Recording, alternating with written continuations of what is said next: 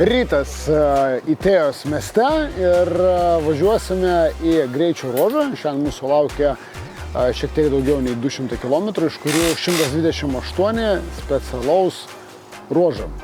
Tikime smagiai praleisti laiką, o svarbiausia atgroti kelias minutės nuo priekyje esančio varžovo.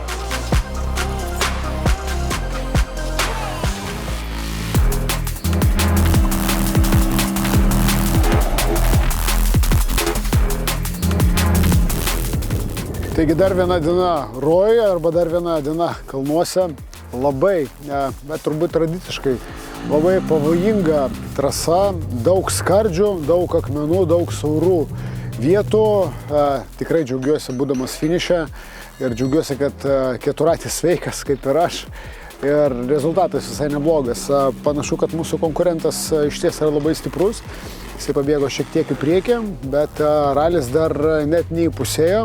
Tai negalime sudėti nei ginklų, nei kažką čia daug galvoti. Tai vienintelį, ką turime sugalvoti, paruošti techniką rytoj, nes laukia labai daug kilometrų ir labai svarbu tinkamai pailsėti.